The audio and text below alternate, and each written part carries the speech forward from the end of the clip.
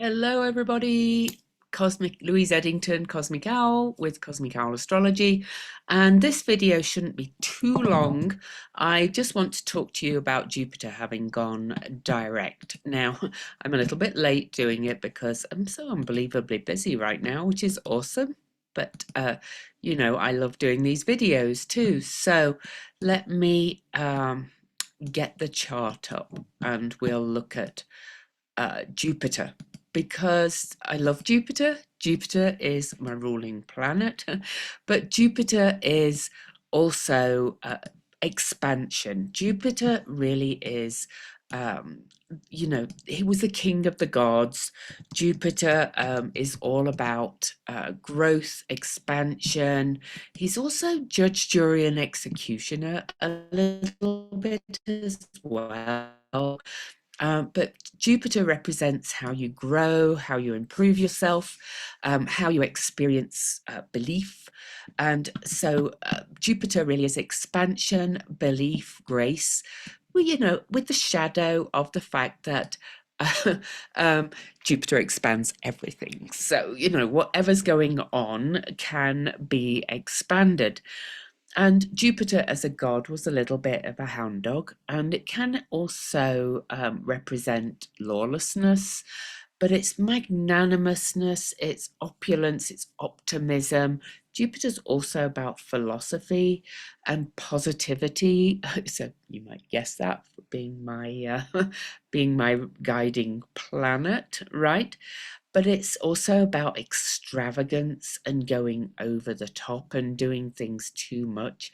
Jupiter's also associated with abundance or a cornucopia of blessings, kind of connected with Venus in the way for using the law of attraction, I've noticed. But Jupiter is also a bit of a risk taker, a bit about gambling, and so on and so forth. But it's also about inflation. So Jupiter can be extremism, wastefulness, overly provocative. I've never done that. Can overlook details because Jupiter sees the big picture. I always can see the big picture, which has a good thing and both not. But it's generally, Jupiter is generally so-called a benefic and is a desire for improvement and is usually in pursuit of wisdom of all kinds, like ethical wisdom, higher wisdom, wisdom of spiritual teachings, and just learning about how things work and really kind of stepping into wisdom. And of course, Jupiter has a 12-year cycle. And so every 12 years, we as individuals have Jupiter returns. And that's usually like the wheel of the year turning. So there's usually kind of a bit of a shift every 12 years in your life, but it's also about evolving and growing in wisdom as you age. So Jupiter in Gemini is extremely inquisitive, sociable, and communicative. And Jupiter has been retrograde. I'm actually going to take you back since October the 9th, 2024, when Jupiter stationed retrograde at 21 degrees of Gemini.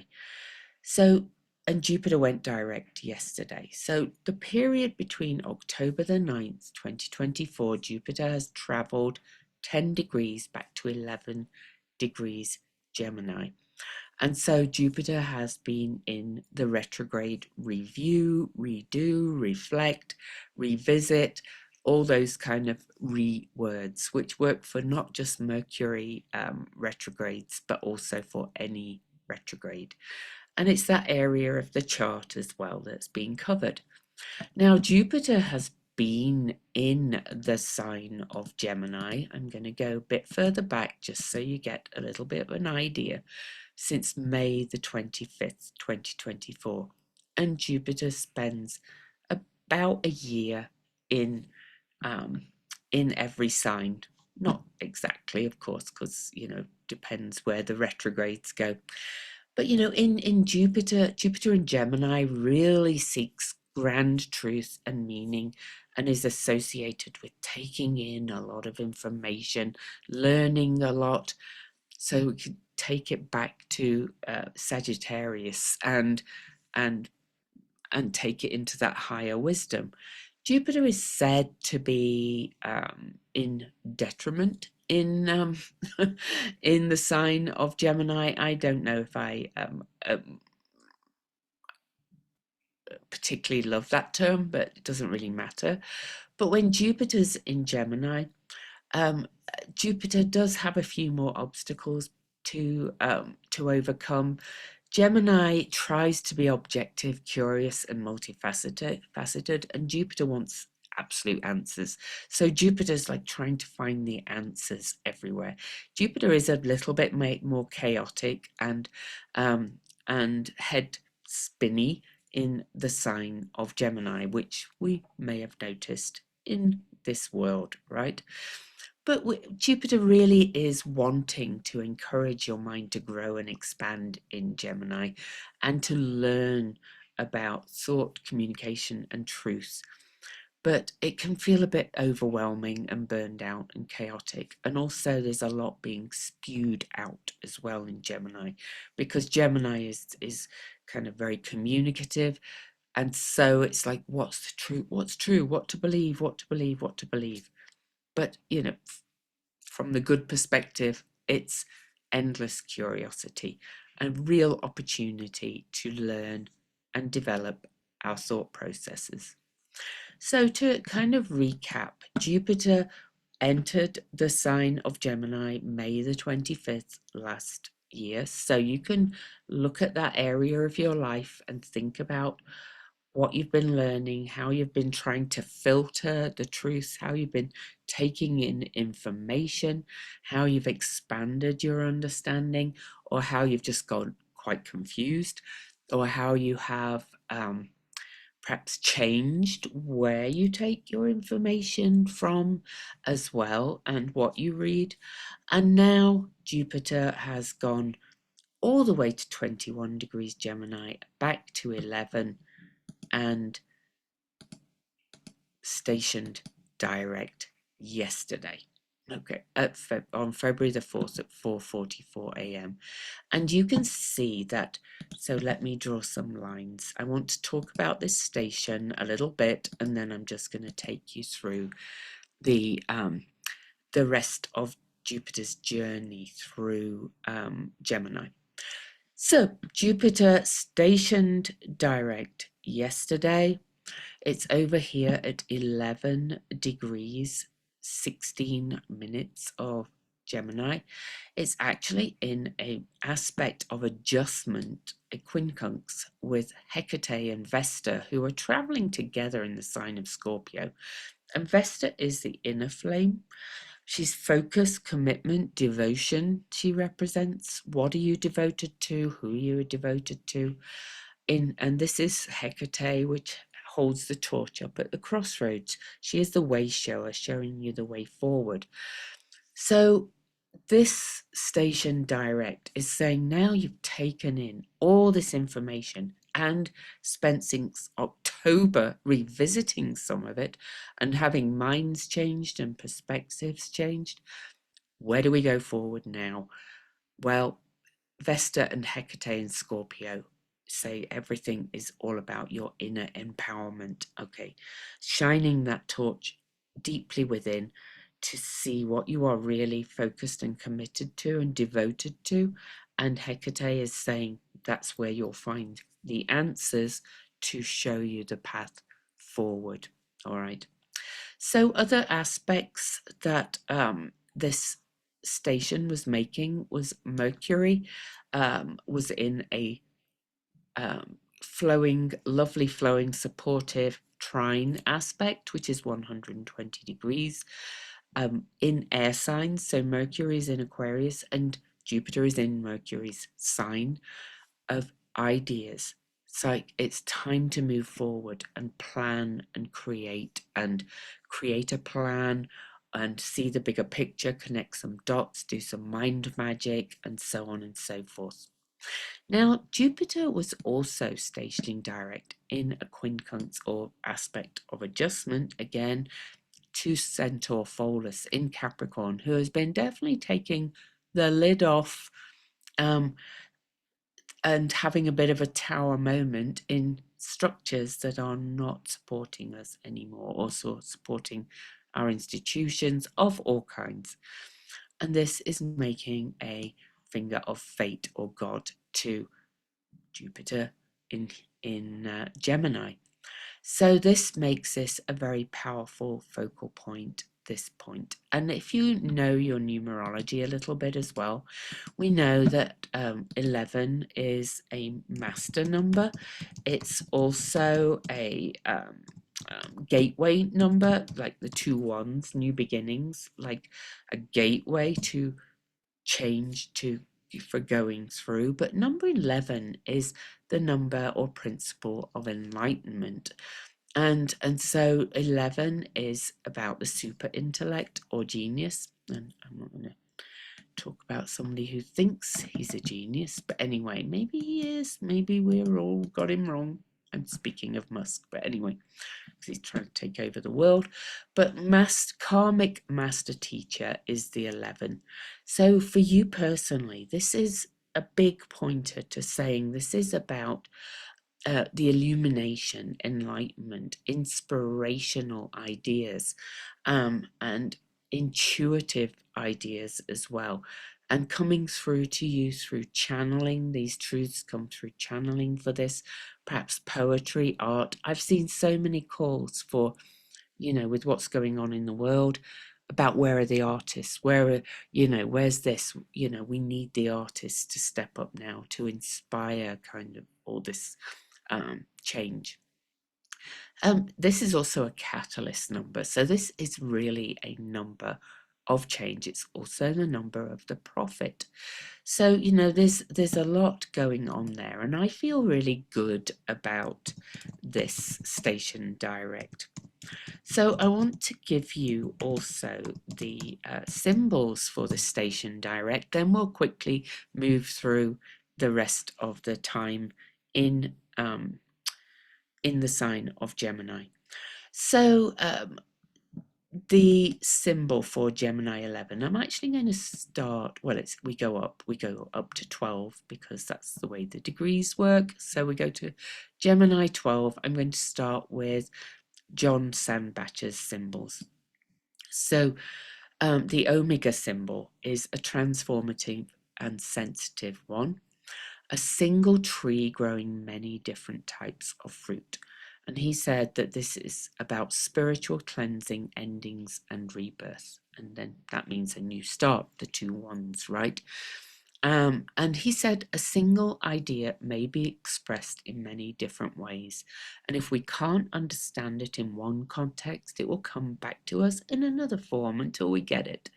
You have this ability, or this number has the ability, or this station, to mutate your form of expression, giving people mutable options and angles from which to understand what you're saying until it becomes completely vivid. Now, that's kind of not very Jupiterian usually. Jupiter's very like, this is the truth, this is the way. Jupiter's been learning to kind of shift that more in this sign, this retrograde. Now, the Chandra symbol for the station direct is many huge urns filled with wheat. Great abundance appears in both these symbols. The only real danger here is to undervalue what is possessed, to take it too lightly, to not use it, or to misuse it. Otherwise, this is a degree of tremendous prosperity that may be shared with the world. What is needed is to recognize this and then find a way, or several ways, like the Omega symbol, to distribute it to those in need. And the Pleiadian symbol, which is the rechanneled Sabian symbol, is an imp, because Gemini is quite mischievous, is causing all sorts of misprints in a book. It's kind of, how can you be a little bit subversive? And how can you kind of change how you speak, change what you say, come up with, a multiplicity of ways of explaining or teaching or understanding as well. And then his Azoth symbol is people in a spaceship on the verge of beginning a journey to another world, which I find kind of ironic because Musk wants to go to Mars, but I don't think we're going to go to Mars. I think we still have this opportunity to recreate this life on Earth. So I'm going to go to the Sabian symbol now, and then I'm going to look at the journey through the rest of Gemini. And I will say that don't forget to check below my Venus retrograde class. There's a bit of a tie-in with the Venus retrograde and Jupiter, and Venus and Jupiter have a very special conjunction coming up later in the year, which I will tell you about as part of this. I have to thank Divine Harmony for alerting me to this. So, but that's after after Jupiter's left Gemini. But I am going to show you just because I think we need some of that Jupiterian optimism right now. Okay, so the symbol is kind of a strange one, actually. I don't love it. I don't love a lot of the Sabian symbols really always, but it's okay. I'm going to actually go to Gemini 12, the on sabiansymbols.com. I'm going to go. Find myself being pulled to going back to Linda Hill's blog for this, which doesn't seem to have updated for a long time, but that's all right. She's got a lot here too. So the original symbol was a black slave girl demands her rights of her mistress. I'll let you kind of talk about, the implications of the black slave girl and all things like that. So she said in here, I don't often put the word black in that symbol as it might cause a sense of disrespect. However, it does mean like the most underprivileged people, or those that have been suppressed and marginalized. And it's very relevant to what's happening in the USA right now. Well, I'll tell you, this is on the descendant of the USA chart, and slavery was in the formation chart of the USA, with the first slaves landing in 16 something or other in Jamestown, I think it was. Anyway, I've got the chart for that somewhere, but I don't want to get too into the politics with this video. So, but this is kind of suggesting to me that at this time in life, the underprivileged or the marginalized or the people kept down are going to start rising up and coming together in a community for a new way forward, because this is Gemini's very much the sign of community as well. But this symbol also shows the need to be given respect and taken seriously. So it's about demanding respect in different ways, perhaps, than we have done before, or that any of us have done before. But this is also about rising above conditioning and limitations, standing up for yourself and others, and demanding better treatment, not being afraid to demand better. So this is really kind of what the whole degree is about. So the caution with this degree is feeling hard done by and deserving better, and blaming others for the situation. And it can be about bucking authority and being rather that tear it all down kind of energy, instead of how can we make positive moves to demand, okay, so better conditions. Also being afraid to demand better. Okay, for equal rights, which is Gemini as well, two together, and against discrimination. So it's a very powerful degree for this point. And so this is, especially if you have anything around this degree, you are going to feel this. Now, I'm going to add an extra body in, and then we're going to look at the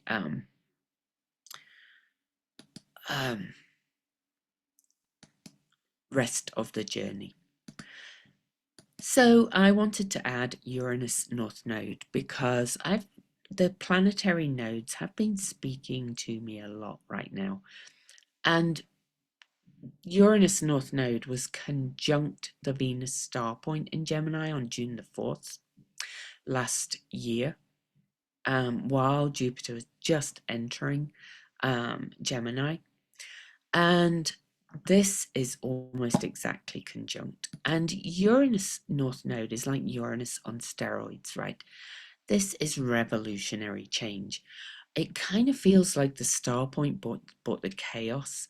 And this is also going to bring more chaos, but it's also going to bring, how can we think differently? How can we think outside the box? How can we come up with radical new ideas? Of course, everybody's coming up with radical new ideas. So, we might not like some of them, but this is that energy. This is a radical shift direct to have the North Node right there.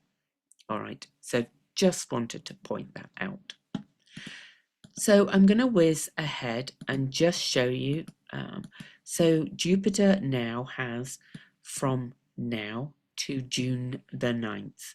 So Jupiter's going to pick up speed and finish this journey in Gemini. He's been in Gemini since last May. He'll leave in June, and he's going to bring some radical change. So I'm not going to go through all of the aspects, but I particularly would like, in fact, I'm just kind of going to take you just a week ahead at a time, all right? And of course, I will be going through these aspects in great detail on my Substack as we go through them. So you can see Jupiter spends quite some time at this 11-degree mark, still at 11 degrees, February the 19th, and then finally moves off that degree and starts to move forward. But Jupiter's still moving pretty slow right there. Now then, at this point, we are almost at the point where Venus stations retrograde, and I'll be going in great detail on this on my Venus retrograde class, and telling you even deeper what it means for you and for that retrograde. But Venus stations retrograde on March the 1st and is still in orb of a sextile to Jupiter. Okay, so they're kind of speaking to each other. So now I'm going to go a week ahead again. Jupiter's now at 13 degrees as Venus moves backwards. March the 15th, Venus is moving further backwards. Jupiter's at 13. And then we have the new Venus star point on March the 22nd. And Jupiter is right at the point, the exact same degree of the Venus retrograde. Of the Venus direct star point that was last June the 4th in Gemini at 14 degrees. And when all this radical chaos and change began. So my point is that Jupiter is echoing things that began back then, but Venus is making a new start as the new morning star Venus. Yes, she has to finish up her retrograde and finish this transformative journey of going within and saying, if it is to be, it's up to me. So we are more and more being, we're kind of looking at what's happened over the last few months and saying, oh my God, I don't like this. And, we have to look at this differently, and how can we kind of be the change we want to see in the world rather than let this change be foisted on us. Okay. I'm not saying we have to go back to exactly how things were, because perhaps some things needed to be changed, maybe. Well, anyway, on to March the 29th, Jupiter starts to move on, moves through Gemini, You can see there's a sextile with the Aries sun there. Venus has moved back into Pisces, and Jupiter keeps moving on, and Jupiter starts going direct and moves back into Aries, and Venus moves a lot faster than Jupiter, because she has about a year cycle, and Jupiter has a 12-year cycle. So Venus starts gaining speed, and I'm only going to mention this one aspect and then give you that more hopeful one ahead, I hope, some way. So remember, Jupiter's leaving on June the 9th. Venus reaches, Venus reaches 26. Oh, sorry, I need the transiting aspect. Venus reaches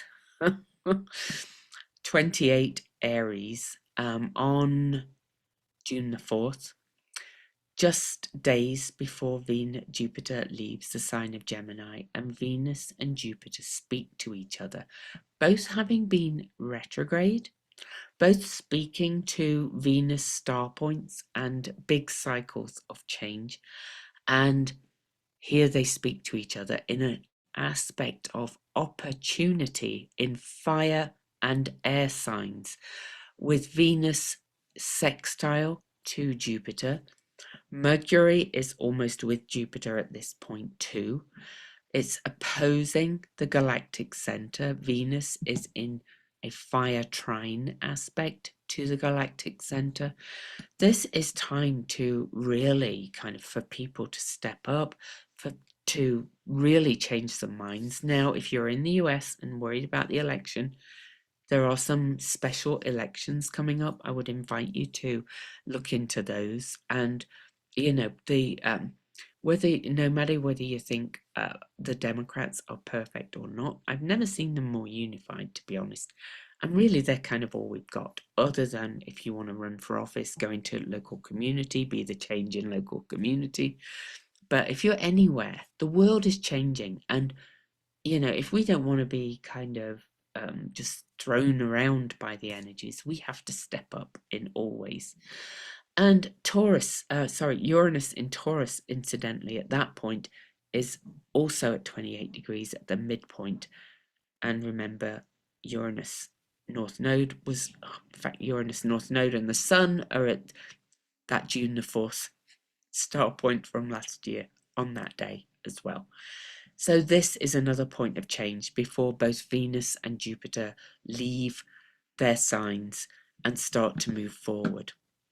So I just want to see if Mercury conjuncts Jupiter before. No, they've already left. So then everything will change. And of course I will do, actually they do meet. They meet at 29. Oh, okay.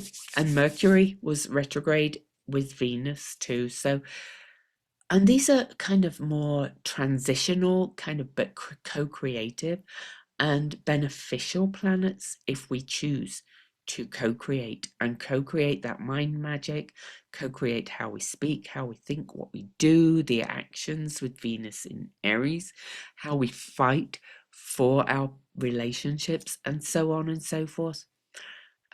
There's some major opportunities here to both do things differently, think of new ideas, come into community with others that are working for the same goal, and so on and so forth. So I said I would just take you ahead to one thing that's coming not long after that, and I do want to just add one more thing into the so Divine Harmony did a talk on this for the Astro Priestesses Summit, and they're all actually on their YouTube channel, Astro Priestesses on YouTube, where you can find Divine Harmony's talk. And apparently the ancients saw this moment many years ago.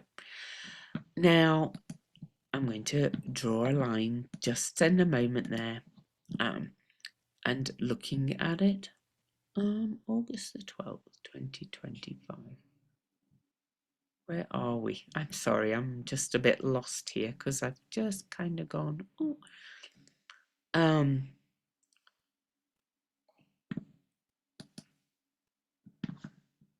just going to pause because I've just kind of, this Gemini stuff fries my ADHD, by the way, so I'll just come back in 1 sec.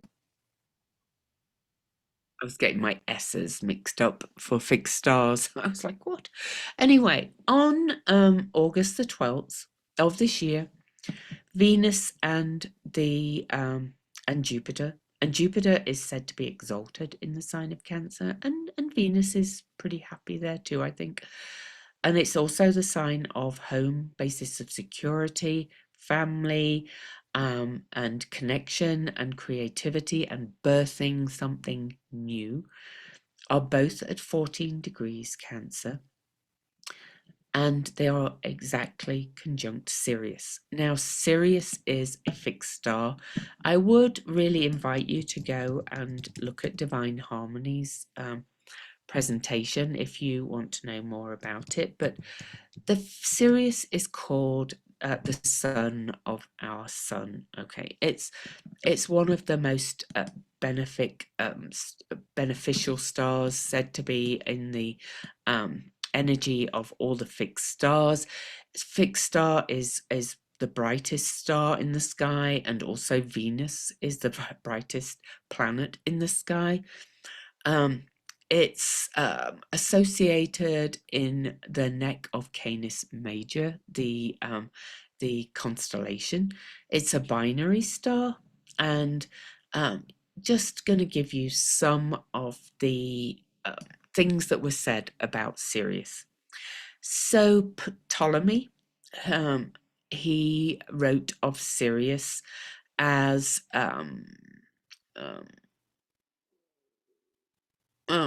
yeah, I'm not going to give you all the technical things. You can go and look up anyway. Sirius was also known as Thoth, or the Egyptian god Osiris as well. So Thoth was the god who these cards are named after, these tarot cards that I use. It's said to be of the nature of Jupiter and Mars. I think Harmony really did not agree with all of that. It's more Jupiterian in many ways. It's said to give honor, renown, wealth, ardor, faithfulness, devotion, passion, and resentment. And so, you know, that everything has its shadow. Its image is said to be of a hound or a little virgin. And again, it's said in their old language, said to be of favor of men. So I love the language around some of the of these energies. I'll say. So it's said to be good for business prosperity, and honor, as I said, honors and wealth and things like that. So kind of that's all that I want to say about it, I think.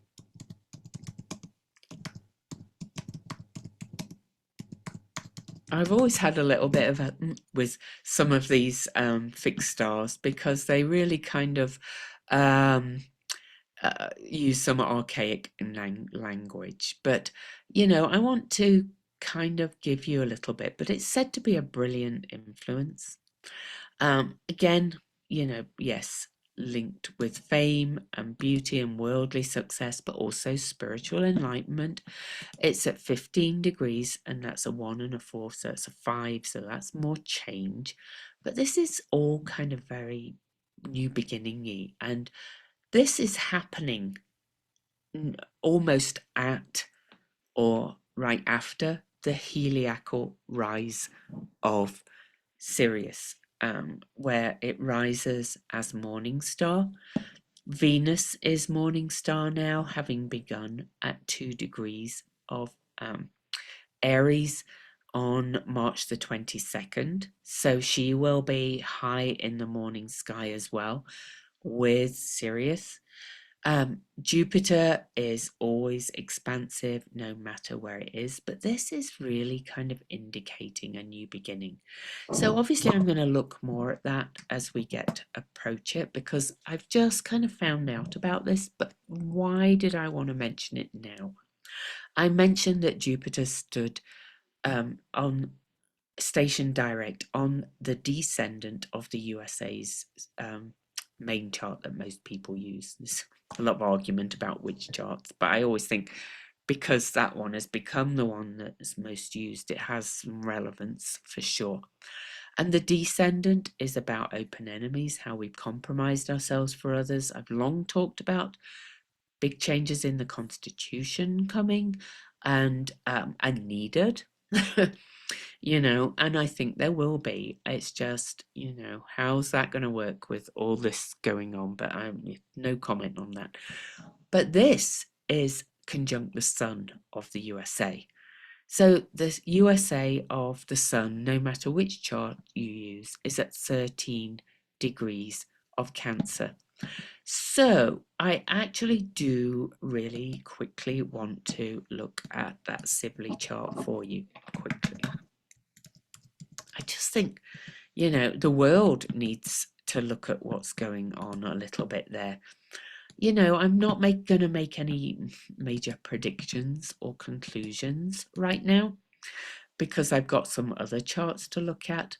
But I just think this last bit of the journey through the sign of Gemini is a real opportunity to speak out, to make new connections, to actually take action, because it's combined with this Aries star point coming up as well.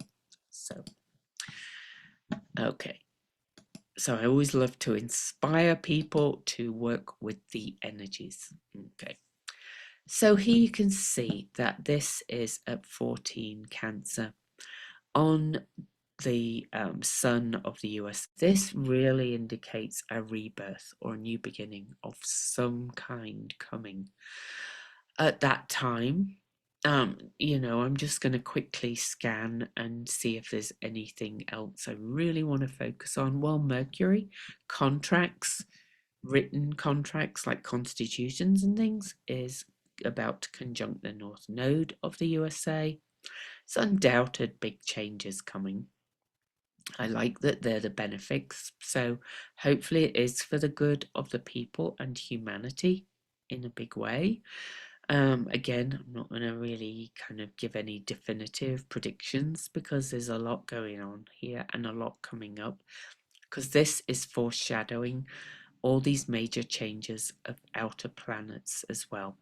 Neptune and Saturn will be in Aries already. They are going to retrograde back into Pisces briefly, but they're nearly done. Uranus has moved into the sign of Gemini. There's so much big change coming this year, but this is really a point of bright hope. I've got to listen to Harmony again to see what the ancients foresaw, but this is almost like the Star of Bethlehem kind of energy. And not to get religious, but it's kind of like this big star is gathering in the sky to create some massive rebirth and new beginning in a major way. It is affecting the USA chart, but it's affecting all of us. Wherever 14 Cancer is in your chart will be a part of it. Okay, so it's just huge is really all I wanted to show you. Expect this kind of very powerful kind of rebirth of creativity, but it's coming from that inside out again, but it's also spiritual illumination. Maybe it's about realizing there is no savior, it's coming from within all of us, but maybe there is some leaders in this respect too, so we'll see. It's what a wild time to be alive.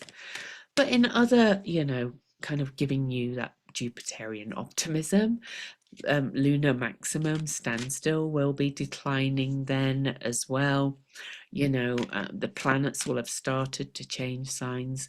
Things will be starting to shake out from this chaos that we're in, and we'll be starting to see where this is all ending up. Okay, I'm just going to pull you some really quick cards, and I'm not even going to look the book up. Oh, okay. So first of all, we get the Lust for Life card, the Leo card. You can see, but this is, look at this. This is kind of really stepping into. I've talked about this many times. That self-regulation. Look how relaxed she is. Look how like in tune she is, connected to spirit, kind of riding the wild animal. You know, this is having that lust for life and kind of approaching this full on, and to quote my friend Nora Herald, who I love, operating from joy in everything that you can do, even if everything appears to be kind of falling apart. Approach it how you can, as joyfully as you can, and go, all right, what can I create? What can I create? What can I do? Then we get the Mars in Leo card, the Valor card, with you in the middle, saying, you know, bring all your resources into center by looking after your heart, self-regulating. This could be your vagus nerve, and then taking action to create what you want. And then we do have this definite death and rebirth coming, as if we didn't know, in many major ways. But you know, what actions we take and how we respond to this will, in for a big part, depend on how this all shakes out. I don't think anybody, because there's so much happening in the skies that's unprecedented. I'm not even going to list them all. Now, I don't think any astrology can predict exactly what this is going to look like at the end. And it's adaptability, change, work with it, flow with it, do what you can, set your eyes on the prize, what you want to create, and gather with those that want to create what you want to create too, and just keep going and taking aligned action. I have this feeling that it's all going to be okay, but I guess that's perspective too. All right. Much love to you. I will see you next video.